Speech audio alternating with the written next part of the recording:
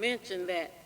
I mentioned that to a friend that I was going to read about her tonight, and she said, did you know that there's a street named after Phyllis Wheat in Cedar Haven? I had been there a few times, but I had never noticed the importance of the street to her name. And Cedar Haven is a small waterfront African community which was established in 1927 along the Patuxent River in southern Prince George's County. But Phyllis Wheatley, back to Phyllis Wheatley, she was born on May the 8th, 1753 in Gambia, West Africa. At about 7 or 8 years old, she was kidnapped by slave traders and put aboard a ship with frightened people packed tightly in the bowels of the vessel. When the ship arrived at the harbor in Boston, Massachusetts on July 11, 1761, John Avery, a slave trader, sold her to John Wheatley, a successful merchant who purchased her as a servant for his wife, Suzanne Wheatley. The Wheatleys named her Phyllis after the ship and tagged her with their last name. Phyllis quickly realized that she did not have the freedom like she was used to having back home in Gambia. She did not speak English, but the Wheatleys soon noticed that she was a fast learner. Their 18-year-old daughter, Mary, taught Phyllis reading, writing, religion, languages, literature, and history. In 16 months, Phyllis had mastered English, Greek, and Latin. She was treated more like a member of the family rather than as a slave, but still she yearned for her freedom.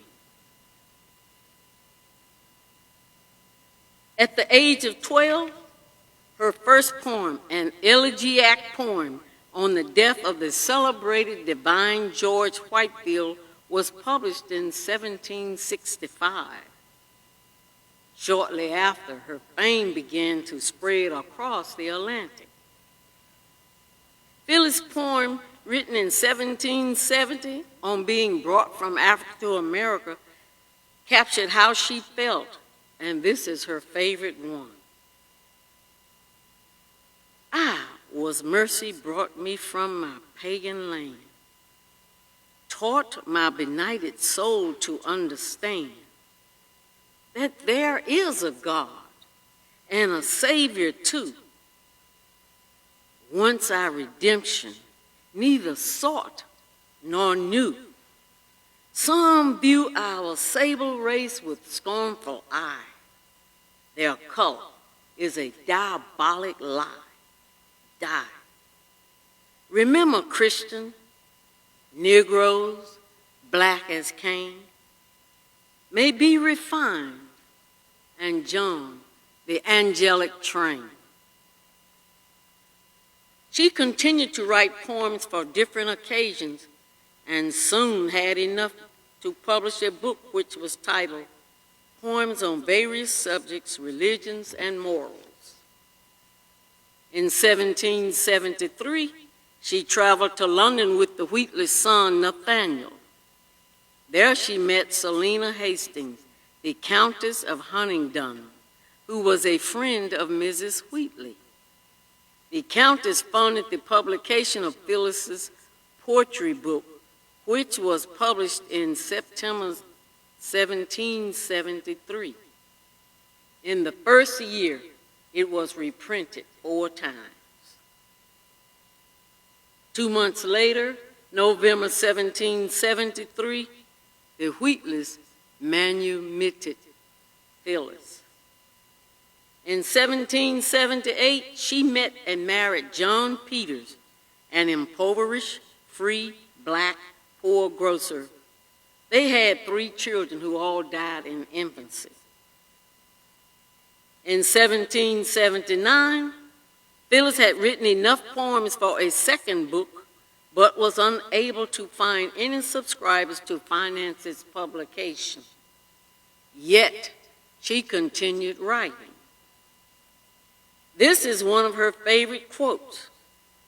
In every human breast, God has implanted a principle which we call love of freedom. It is impatient of oppression and pants for deliverance. After her husband John was imprisoned in 1784 for a debt he could not pay, Phyllis got a job in a boarding house as a scullery maid, doing work she had never done before. She developed pneumonia and died on December the 5th, 1784, at the age of 31, after giving birth to their third child, a baby girl who died the same day as she. Phyllis Wheatley is considered as the first African-American author of a published book of poetry. She was not only the first black woman to publish a book, but was the first to achieve an international reputation as a writer. Oh yes, I chose Phyllis. Phyllis and I have a connection. We share the same birthday, May 8th. Of course, not the same year. Thank you.